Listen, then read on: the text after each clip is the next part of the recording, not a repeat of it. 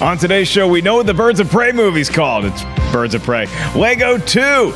More movies, more Legos, and finally, Aquaman, it's official, has made more money than Avengers Infinity War. Collider Movie Talk starts right now. Well, that's a hot take. I'm not making stuff up. It's, pre-sales in the first 24 hours. It's still a record that Aquaman defeated Infinity War. Hello, everybody. My name is merely Mark Ellis. I'm not important, but what I want is a great day of movie talk, courtesy of our panelists, Mark Reilly over there, Dennis Tzeng over there. We're all back again together. Yeah, it feels 2 like days Monday. in a row. That's right. Yeah. The fans enjoyed our frivolity, our discussions, our live Twitter responses yesterday, with the exception of one. And that is, apparently Thor didn't break the fourth wall in Thor Ragnarok. So I stand corrected. I stand by my opinions, but if I'm wrong, you're there to correct me. I want to thank everybody who commented and said, well, Thor didn't technically break the fourth wall at the beginning of Ragnarok because he was talking to a dead skeleton.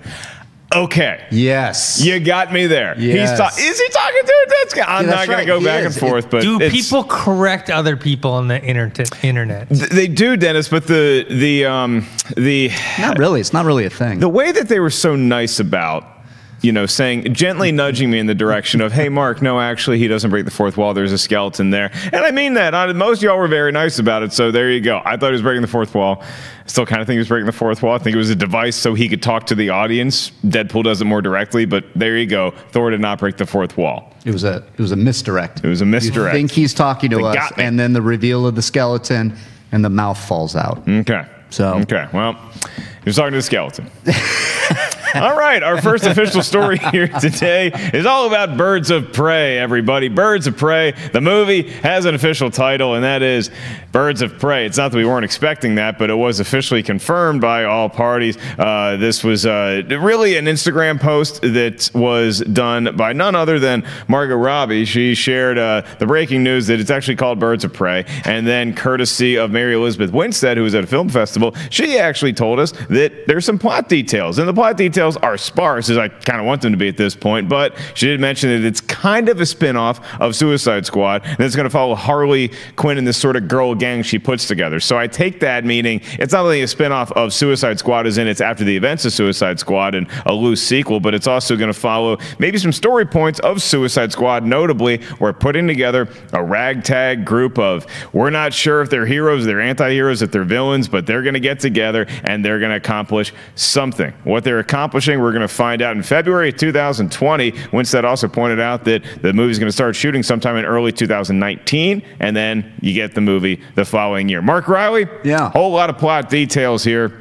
Not really anything, but we do know that it's a spinoff of Suicide Squad, so that's something. We know the official title, and we know when they're going to start shooting. So which piece of news percolates your gray matter? Well, it's the title, because she wrote in that little thing, this long description, or the whatever the Emancipation of something of Harley Quinn. of Harley Quinn, and THR was saying that that's going to be the title. That is the real one? As a callback to one of the comic storylines. Okay. So that's what I take, and I love it. But the name is Birds of Prey. Birds of Prey. And, Colon. The Is that- emancipation of... Yeah, is that? I mean, it's really confusing, but if we get that title, if that comes up in the credits, if that's on the movie marquee, I love it, because it's telling me everything about the tone of the movie.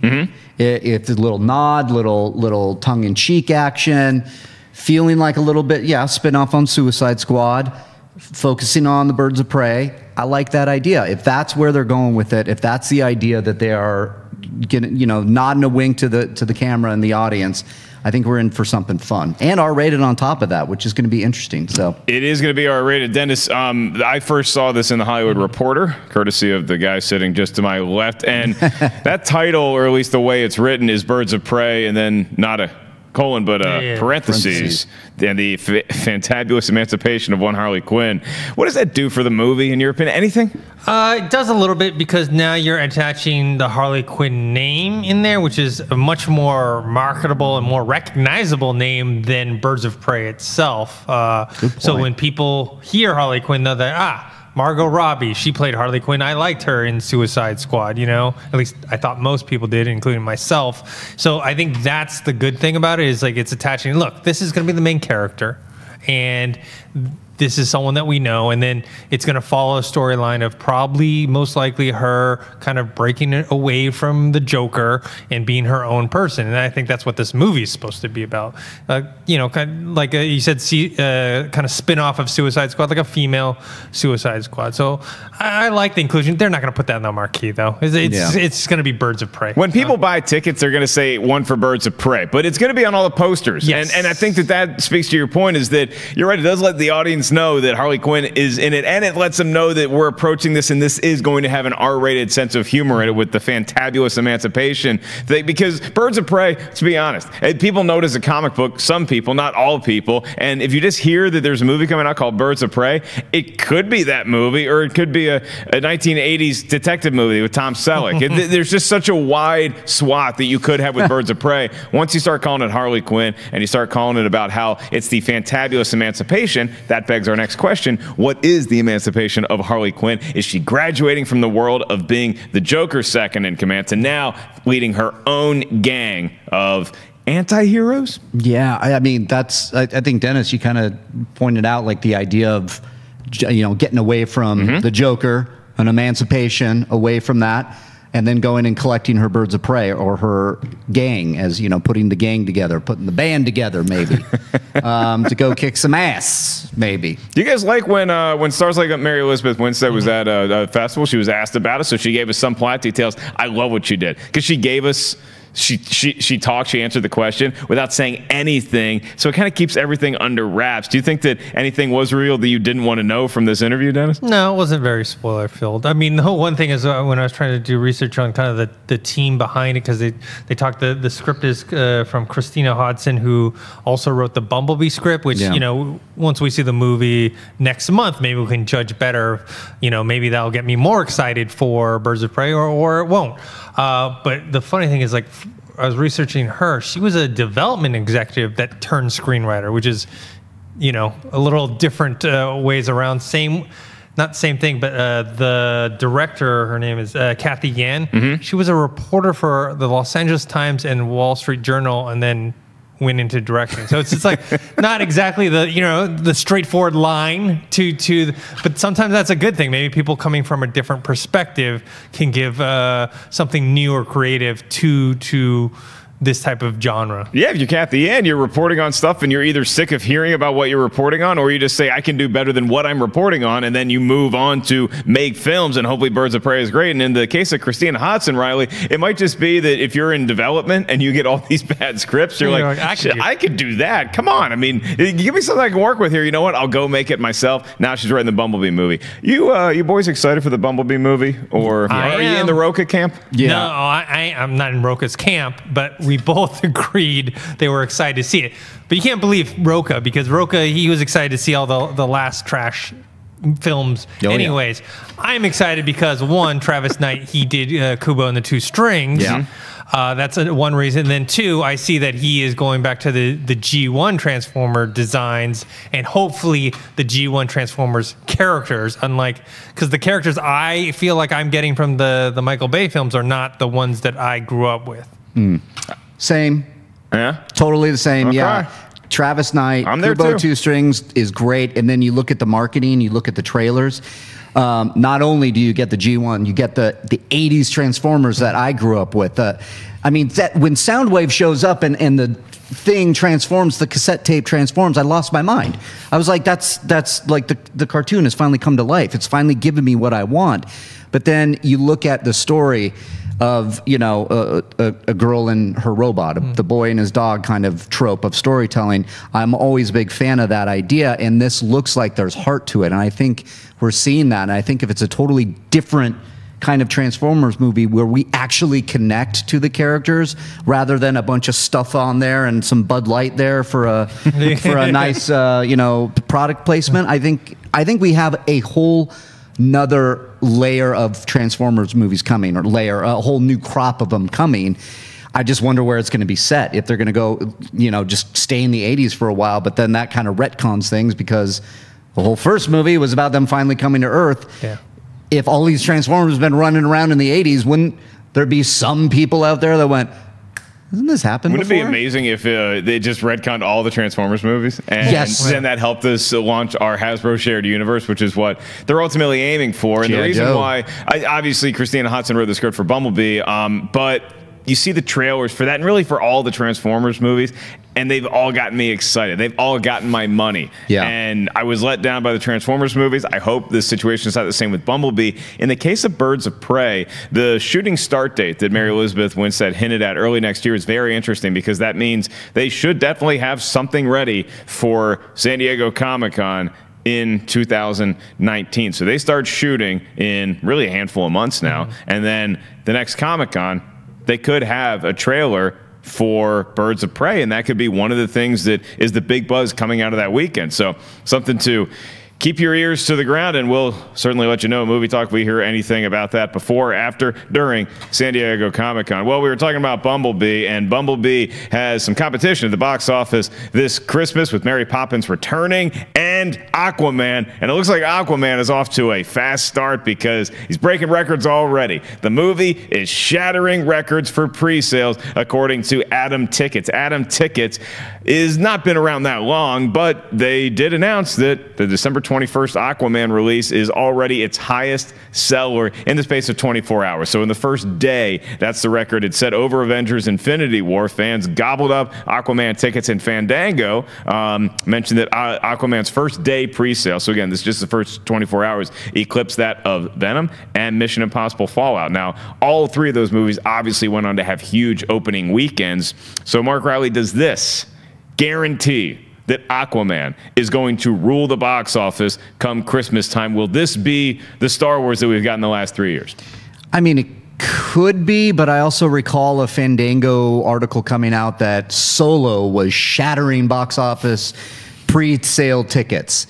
So I just want to caution that those things can, like, Infinity War I think had it too, so obviously that worked out, but Solo not so much. So, but with this new trailer that I loved, the final trailer for Aquaman, I think the hype is real. And I think that Adam, because it hasn't been around for a while, I think it is absolutely truth that Aquaman's going to crush. I think we talked about it on live this morning, that I think it's going to be the box office winner for its opening weekend, even though it's going up against Mary Poppins Returns, which comes a couple days before it, right? It's like December 19th, Mary Poppins Returns. December 21st, Aquaman and Bumblebee. So we kind of speculated that Aquaman will come out as #1 with maybe Mary Poppins Returns underneath it. I don't know. I mean, we're in a weird thing where there's 3 huge movies opening the same week. That's going to be a bloodbath at the box office for them, and everybody's going to win. Yeah, but it's going to be kind of one of those things where who can really claim the weekend, Dennis, because Mary Poppins does get a 2-day head start on everybody. So all people are going to know when they wake up Sunday or Monday morning and check the box office is what's made the most money so far. Yeah. Could that be Mary Poppins because of the 2-day head start, or do you think that Aquaman, the pre-sale indications are so strong in your eyes that Aquaman will be #1? I think Aquaman will be #1. You know, with Transformers and Bumblebee, even though we're looking forward to it, it has lost its luster, even amongst the more, like, the people who defend the previous ones. Even that the last one didn't make as much. Roka just threw a shoe at the monitor watching this. But yeah, I think Aquaman's gonna get #1, and I think the situation with the pre-sales is more, I don't think it's going to make as much money as Infinity War, but I think it's leaning towards more that direction, like a Black Panther, Infinity War area instead of Solo, where yes, the pre-sales was great and then ended up not doing well. I think Aquaman has good, it's going to get good buzz behind it. I think this is good news for DC, and yeah, I think the character, even though Justice League was a little, lackluster, didn't perform well at the box office, I think people came away from that still enjoying Aquaman and Jason Momoa as that character. Because remember, before that, everyone knows Aquaman as the guy. I mean, he's obviously wearing the orange outfit, but you're talking about the Super Friends Aquaman. Talking about Super Friends, the Entourage joke, the Family Guy joke, the Family Guy joke, Family the Guy joke is so perfect. But now you have this badass Aquaman, so I think that I think this is good. James Wan also. People love The Conjuring. They liked what he did with the Fast and Furious movie, the one that he did. So I think all that points to the right thing. I think it's going to make a good chunk of change, and then it's going to have legs. Okay, because I have two experts here, I love doing this kind of stuff with y'all because I love talking box office. I'm not that great at it always. I'm no Perry Nemiroff. Hi, Perry. Hi, Nana. But I do want to prognosticate this weekend of the box office because, look, I'm excited about Aquaman, but again, this is the first 24 hours, so you do have to look at the fact that there's a huge amount of Aquaman fans and DCU fans that as soon as tickets are on sale are going to gobble them up. Whether or not that continues day to day, week to week. I mean, look, Solo outpaced what Black Panther sales did. Yeah. And we all saw how that ended up. So I'm curious for everybody out there, which movie are you seeing Christmas with? What's your first priority to go see? Mary Poppins, Aquaman, or Bumblebee? Let me know in the live chat right now. In the meantime, I'm going to spin it to this weekend because it's the big 5-day Thanksgiving weekend. Everybody loves to see what does what at the box office. Right now, I looked it up. I do research for this show. Occasionally. Yeah, Reilly. Even more than you. Or just different research than you. So Wreck-It Ralph Breaks the Internet is currently looking at $75 million. Okay. Creed 2 is currently looking at $54 million. Nice. And Robin Hood is currently looking at about $15 million. Oof. So, yeah, reviews do out all for those sound Robin Hood. accurate, or do one of those sound a little fishy to you? No pun intended, Aquaman. Yeah, that sounds kind of right on the money. I was wondering if Ralph Breaks the Internet would get closer to the 80 million range. Yeah. That's kind of where I'm thinking, like 80, maybe 85. And then Creed, I was wondering if it would hit past 50, maybe even 60. That depends. We're in Thanksgiving, so I think I would put those numbers just a little bit higher because a lot of people, including myself, are circling the day after. Like people on Black Friday, they go shopping. I think they're lunatics. I don't know why people do that. JT, I talked to JT. Y'all might have talked to him too because we saw him at Perry's birthday party this week. JT was literally telling me what his game plan is for Thursday. He's one of those. He goes Thursday. Thursday like at 9 p.m. or something like that. I think he goes. I think his family sits down for Thanksgiving. He takes turkey to go. And he gets in the car and goes right to Best Buy. Does he know there's this thing called the internet now where you can have Black Friday deals? He wants to hold it in his hands on Black Friday and enjoy the spoils of his labor. All the Black Friday sales are starting like now, right now. Yeah. So I can't do it. I hope he's not taking his cute dog. Gosh, that dog is just like so that I want the dog to be safe. So. I want the dog to be safe. Yeah, don't take JT if you're watching. Don't take the dog, and don't take a bird. Don't use the bird. Don't take the dog. Don't take. Involve no animals in your Black Friday. No scooters. Purchasing. Walk there. Dennis, which one do you like as far as the box office prognostication? You think it's dead on for this weekend? I think it's gonna go higher. I think both Ralph and Creed 2 will go higher. Robin Hood probably might even be lower. But I think people, especially with Ralph, people have been dying to see this movie. People were wondering why a sequel wasn't announced right after. You know, a lot of people, including myself, thought that the first one should have won the Oscar for Best Animated Film that year. So I think that's going to do very, very well and have long legs. People will be still watching that through December. I think so, yeah. I saw another animated movie recently that I think could garner some Oscar consideration. Oh, boy. I'm not... Look at that smile. Look at that smile. I hope so. That was the one I was picking for being out of the big four, like real big release, like Bumblebee, Mary Poppins, I didn't Aquaman, specify what film I was talking about. And some other film that you might have been referencing. I was picking that one. I don't know what I don't even know what your name is. Yeah. Thanks for being on the show. So most people said Aquaman in the chat room. Yeah. They're waiting for Aquaman. We have Lorenzo Kirkpatrick says, I don't think Aquaman will make as much as Infinity War. Agreed there. But he does think it'll do better than other DC movies. Interesting take there, Lorenzo. It's a bit spicy. Paul Gibbons says Aquaman has no chance for $1 billion. Not as spicy of a take, but we still appreciate you, Paul. I don't think it does either, but I think it could do well. And the Home Damnation says Aquaman looks like an awkward mess. Oh. All right.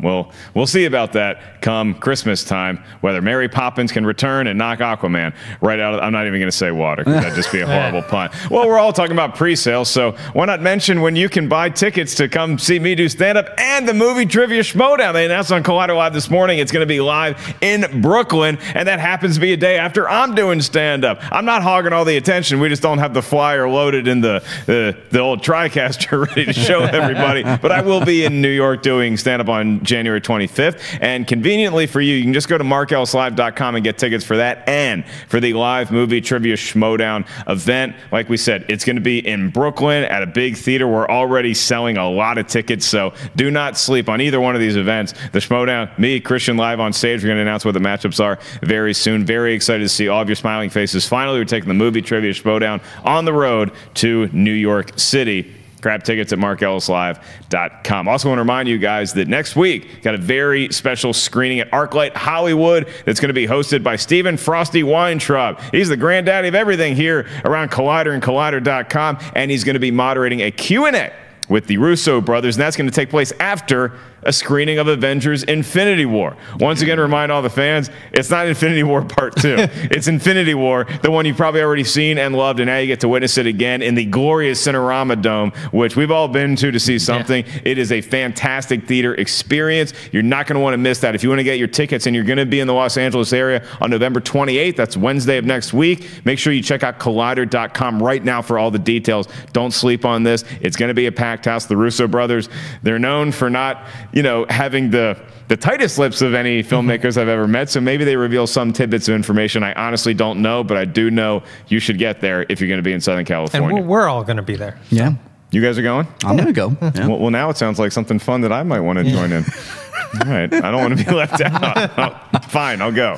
Ellis has some FOMO. Twisting your arm. Lock me down. I'm going. Check out an all-new Witching Hour as well. That is up. Perry, Haley doing a great job with their horror podcast. Love watching it.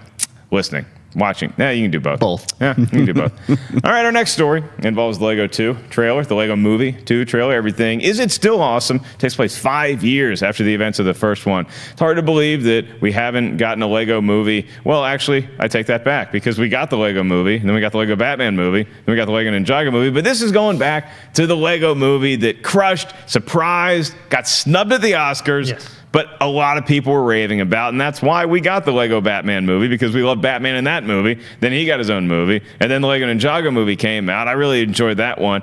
And Dennis, I got to be honest with you, I really enjoyed this trailer. This is maybe the first official trailer, but we got that extended teaser that was released 2 months ago. I'm liking everything I'm hearing. Is there any reason to panic about the Lego Movie Part 2? The second piece? Panic? No. I mean, look, Lord and Miller, they did write the script for this. They're not directing it like they did the first one. I think the director, one of the directors, there's two of them. One of them directed Trolls, but I didn't see that. So Mike Mitchell. Yeah.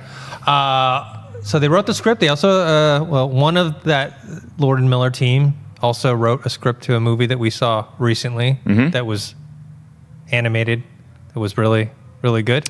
I don't know what you're talking about, but I will say the Mike Mitchell co-direct with Trisha Gum. Damn they're teaming up. On. Trisha Gum, Mike Mitchell. But I like the whole sci-fi slant. I like the Mad Max angle, at least in the beginning part, and then the science, and then he meets that guy. What's his name? Rex Danger Vest in the trailer, and basically he's talking about all the things he does, which is basically Chris Pratt. As an actor, what he's done, like he's a raptor trainer. Oh, he's a cowboy like he was in Magnificent Seven. He's the Star-Lord type character. He's also Indiana Jones, which Chris Pratt hasn't done yet, but he's been rumored to do. So there's a lot of meta jokes in there. They didn't focus as much on the kind of cameos as previous ones.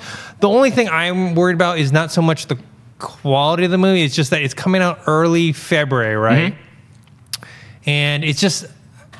the hype for it isn't as big as the first one, and that might just because of what, with Batman Lego not doing as well as maybe they thought they were going to do in Ninjago. And so it's just one of those things where maybe the Lego brand is like saturated. I don't know. I'm looking forward to it, but that I'm concerned more of its box office performance. Yeah, Reilly. I mean, I kind of look at that as like the rest of the trend in the industry catching up with the Lego movie, because the first Lego movie came out earlier in the year and it surprised everybody. But then the Lego Batman movie, that had a lot of competition around February, which you don't usually expect, and it had it, and the box office results reflect that. Still a great movie. Most everybody that I talked to and myself, I loved the movie, but Didn't do quite as well. Lego Ninjago, maybe not the known brand here in America that obviously Batman or just Legos in general is. What is this movie going to do, judging by this trailer? Yeah, I mean, it's a great point, Dennis, to the fact that the Lego movie, I think, did so well at the box office because word of mouth started spreading, that this thing was really good. I mean, nobody was more shocked than I was. Like, when they announced the Lego movie, we were all kind of like, what? Yeah. How are you going to do a Lego movie? And then they showed us exactly how you do a Lego movie, and it was fantastic, and I loved it. I loved Lego Batman, but then by the time we got to Ninjago, I started noticing just in the like the hum of the industry and talking about it, I was like, there's a lot of Lego movies right now. Like, it was just that for me. And so I'm wondering if audiences everywhere are going, there's a lot of Lego movies. That last one, and like, I'll avoid this. But the diehard fans who know how great the original was are ready for this. I think, again, if it lands, we're going to see a good box office showing. I think it's still going to do great. I think it does because of the brand recognition. It is the Lego movie, the second piece. We have the great trailer. I loved this trailer. I loved that like all of the characters. I loved that part. I loved the little bits of, like, you know, see, nobody was let in, and then somebody was let in. You know, it just, that humor gets me every time. So I like it. Yeah, for me, with the Lego movies in general, not always, but with these movies, more meta means more laughs. Yeah. For me, and the whole Chris Pratt and the roles he's played, Joe, it kind of reminds me of that SNL sketch when Jim Carrey hosted a couple of years ago, and it was like all the various Jim Carrey characters came into a room. It was like a Jim Carrey family reunion or something like that. It was really well done. Yeah. And I think this Lego 2 movie, the second piece, will be as well. Like we were talking about, the movie comes out early next year. Aim for it around February. You can probably get tickets. I don't know if they'll break the Aquaman record from Adam Tickets, but check it out. Well, a movie that definitely won't break the Aquaman record is Serenity. But we got a trailer for it, so we're going to talk about it. And let's all relax, Firefly fans. We're not talking about that Serenity. We're talking about a movie that does star Matthew McConaughey and Anne Hathaway. Pretty interesting thing right here, because Anne Hathaway, right? She was married to Matthew McConaughey, and then she's...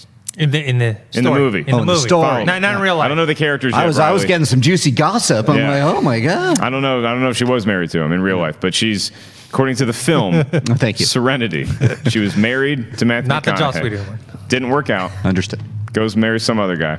Comes back to McConaughey. Says, hey, McConaughey, remember when we used to be married? Married to some other guy now. I want you to kill him. Yeah. I want you to kill the guy that I'm now married to. I was thinking about who could possibly murder my husband. I got it. My ex-husband. And give him a bunch of money for it, too. And, yeah, I mean, you're going to get paid. You're going to get compensated. And? I don't know what happens, Riley. No, and? Oh, yeah, there's a great... Well, I don't know if it's a great white shark, but it's a shark. There's a shark in the trailer. Hey, I'll take it, man. Sharks and... It's like, this could be the Meg 2. And it's just they're sliding it in there and surprising everybody like they did with Blair Witch. You just don't know. Okay, did the rest of the trailer impress you as much as seeing a shark?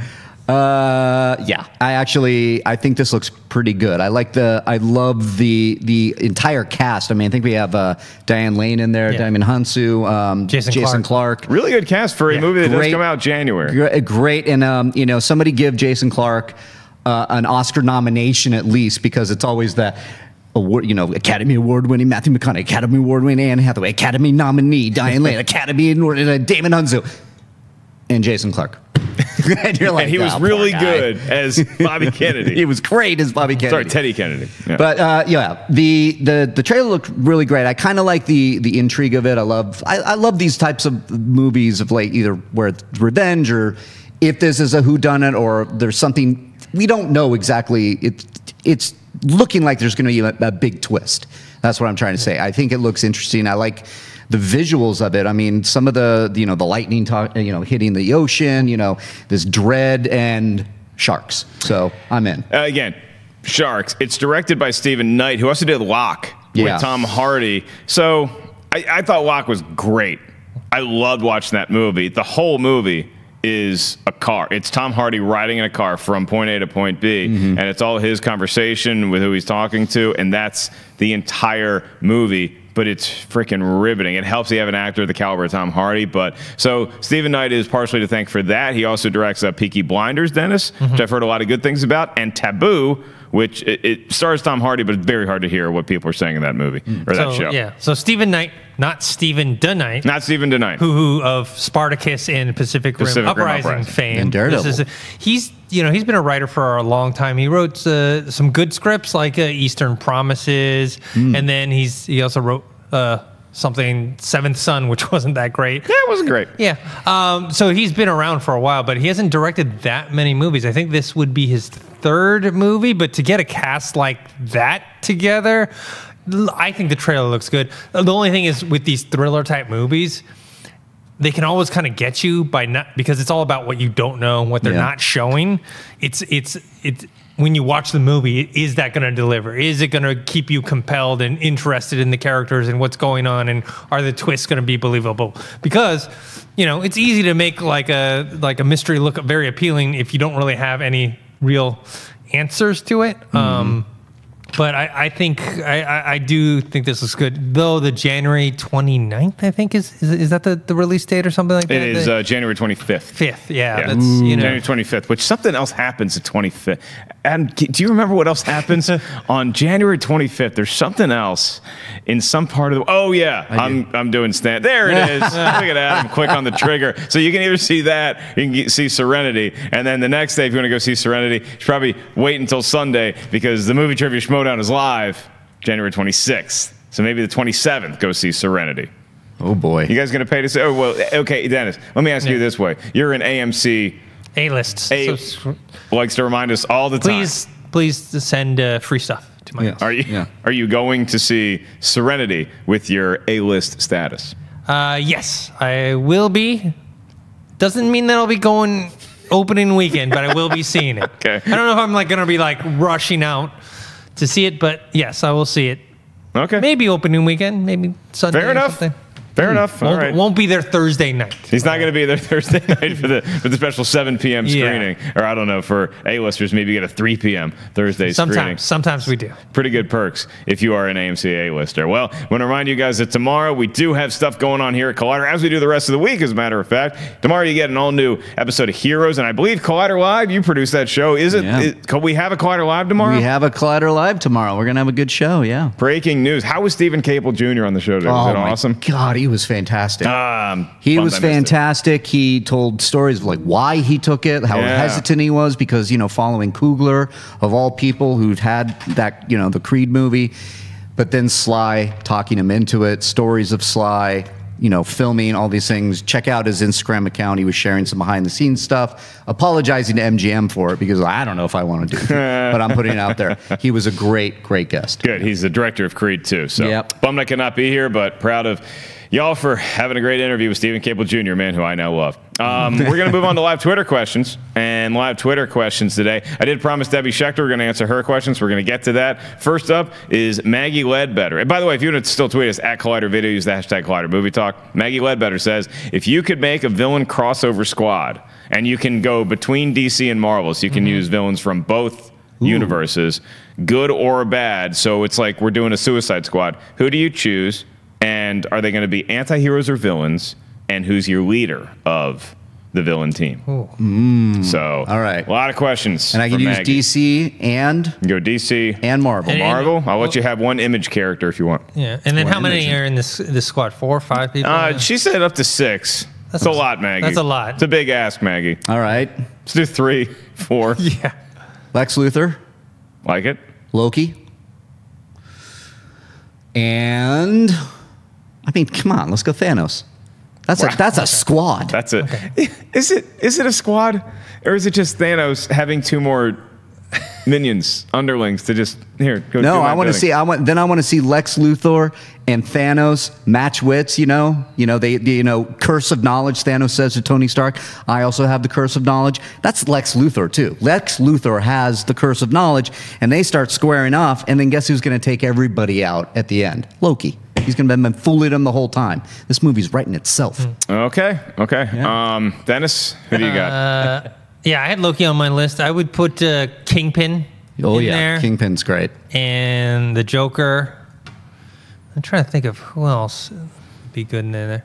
Lex Luthor's always a good one. Joker's always a good one. Lex Luthor's always a good one. I want to go a little more like boots on the ground streets of a city style as opposed to like intergalactic. Like I don't want to get Thanos involved. I don't even want to get Loki involved. I could go with the Joker. So I like a good Batman villain. Might toss like a maybe a Riddler or Poison Ivy in there too. I want to get Cottonmouth and shades from Luke Cage. I want to get Kingpin from Daredevil. So this is kind of where I'm going with this. I just want it to be a smaller, like we're going to take over the city, not take over the universe or the world. I wouldn't do anti-heroes. I do straight up villains. Yeah, it's more fun to be bad. Straight up villains too. Yeah. So who's your leader? My leader probably going to be. It's not going to be Shades. Might be Cottonmouth. Could be the Joker. You can't really trust him. Maybe Kingpin. I think maybe Kingpin would be the leader. Yeah, I think so. He This all checks out. Yeah. He wouldn't go too off the reservation, you know? Yeah. I like it. Okay. Well, our next question from yesterday is Debbie Schechter. And Debbie says, if the Spider-Man Far From Home trailer drops later this year, pitch the marketing for Spider-Man Far From Home without spoiling Avengers 4. Because at some point you got to advertise Spider-Man before Infinity War comes out. So how do you do it? He's still alive, guys. Come see the movie. There you go. Shots of New York City. Okay. Just sweeping shots all over. Da-da-da-da, you know, the music's playing, right? We're going to have Michael G. Kino's score from Homecoming. Okay. And we go in through a window. It's Peter Parker's apartment or where he lives with Aunt May. Okay. And everything's strewn about, you know, and something, you know, it's like you could feel the weight of Infinity War still, or Avengers 4, whatever happens. You could feel the weight, like something's still a little off. And then you hear Peter, and then just a web comes and hits and closes the door. And as the door closes, Far From Home. Wow. All right. Mark Reilly selling some tickets on Adam. There we go. Yeah. You like that? I got some nods in the back. I like that. Mine would be, you know, just showing the end of Infinity War and then going, see what happens next, guys. Well, Yeah, that's a few $100 million opening weekend right there. There it is. Let me do something a little bit different here. Can we get the more millennial take? Oh, on you this? want the young ones. I want to see what some of the millennials around the studio have to say about how you market Spider-Man. I understand. This is our marketing team, for lack of a better word. So that's Dorian Parks. That's Jack Hine. Hop on in here and tell us, how do you possibly sell Spider-Man Far From Home? And give us the young man's perspective. It's just basically MJ looking thick. Aunt May. It's just basically Aunt May is still alive. You confirm. Just pan to a picture of Aunt May. Say, "Don't worry, you guys, she's still alive." And then a picture of MJ, and just you got Crying that. over a lost picture of Spider-Man. You know, really feeling it, feeling the loss of Peter Parker himself. My baby's And then- Zendaya, and then she's like, "It's My all baby's- good. It's all Okay, good because I got my boy Dorian." First of all, millennials have to learn that in order to be heard, you got to get closer to the microphone. This is why Dorian and I don't do this as often as what you guys do. And I'll let the millennials have one more question. This is a good one. It comes from our dear friend Satendra Banerjee, and Satendra says, "What is your favorite Marvel MCU movie so far?" Ooh. Get the millennial perspective on the MCU. I just had this conversation with the date on Saturday, so it's funny that you bring this up. You just have to Black rub it Panther. in my face that you're going on dates, Jack. I gotta go with Black Panther. Dorian says Black Panther? OG Iron Man 1. There's just nothing better than when he walks Black out in that Panther. metal suit. And then Winter Soldier for me. And then Winter Soldier. Yeah, Winter Soldier's up there. And I guess Infinity War. It's Black Panther, then Infinity. You know what? You just asked for one. It's Iron Man, the OG Iron Man. Okay, the OG Iron Man. I'm surprised to hear somebody who couldn't be more than 11 years old say Iron Man, because that movie came out way back way back when you were still in diapers. I think I was like I wasn't in diapers. 7. No. 8. It was. It was 10 years ago. What year was it, Riley? Movie Trivia Schmoedown. It was 10 years ago? Okay, I was old enough. I was older than 10. It's 12. Okay. Last question for the millennials. Wait, we still get to be here? Yeah. We're totally taking it. Sorry, guys. Then you got to go finish your homework. Yes. What's your favorite movie based on true events or a famous person? For Rocky. Satendra, it's 1992's Chaplin. But I don't know if you all have seen Chaplin, so I want to get. Chaplin. Absolutely. I probably should have seen that, shouldn't I? It's fantastic. You know Iron Man's in it. So Robert Downey Jr. There or it Iron is, Man? yeah. Oh, okay. Yeah. See, I know. My favorite film based off of a real life person. Yes. Rocky wasn't a real life person. was it? Rocky, despite what everybody in Philadelphia believes, was not a real person. Sorry.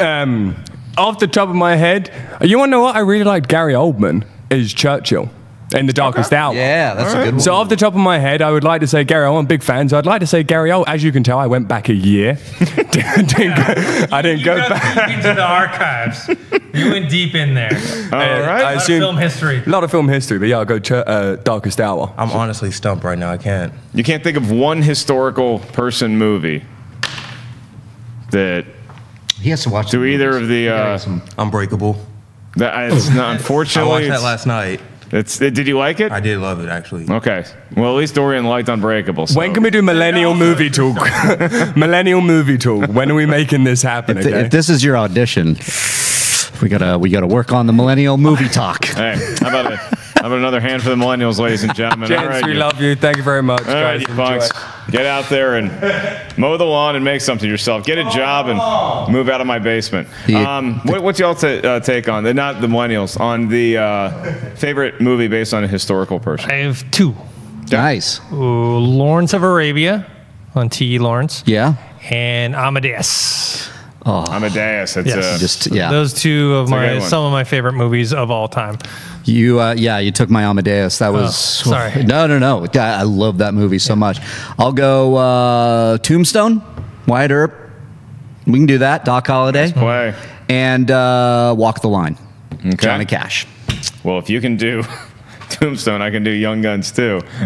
You sure can. He didn't ask for historical accuracy, so I can also throw Rudy in there. And Rudy.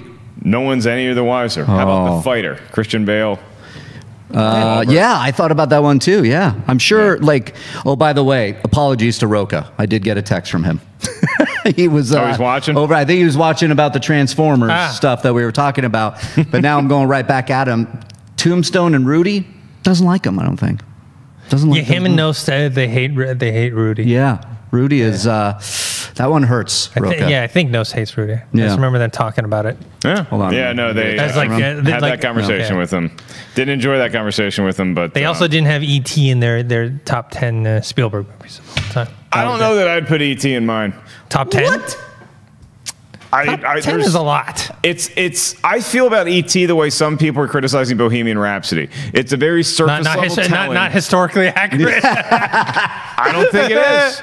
I don't think it is. That time when that alien came down. Yeah, that alien who is a botanist. Why do you send a botanist to Earth? I wonder. Maybe to see if the rest of your species can survive on the plant life that we have here, and then they invade Earth. E.T. was the first in a line of millions, perhaps billions of aliens that look like him, that are slimy, that are gross, that do weird things, that can make crap float, that are going to come to Earth, and they're taking over unless we stop it. I think that's Natasha's take on it as well, because she's definitely afraid of E.T. Natasha was very afraid of E.T. Not a fan. Yeah. All right. Well, E.T. is Star Wars canon too. E.T. is Star Wars canon, so I do appreciate E.T. for being that. Yeah. Last but certainly not least is Alan the Ace, and Alan says, do you think Captain Marvel will get the Infinity Gauntlet and reverse time to bring back the heroes in Avengers 4?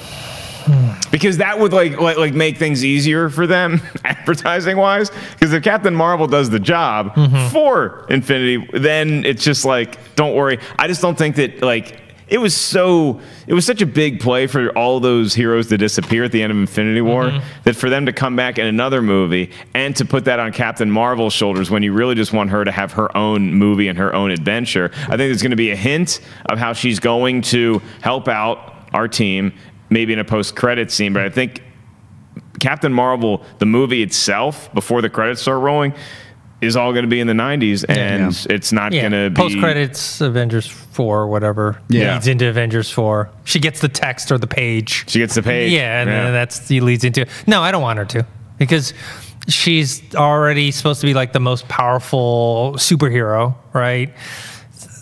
It's kind of boring, right? She's the most powerful one, and so she takes out Thanos. She can help and whatever, but I'd like it to be someone, less obvious, more random. Yeah, I do hope that they have a surprise in them, the Russos. That it's not necessarily like the time stone, and it's just that simple. Like they get it in the reverse time, and everything's normal. I'm wondering if the quantum realm and Ant-Man is really the key here, and that there is a version of time travel, but through the quantum realm, where if those leaked pictures are any indication. But as far as Captain Marvel, I don't necessarily know how they're going to work her into the story. I keep looking at Doctor Strange. He had the odds, and maybe he has a lot to do with it. Hard to tell, though.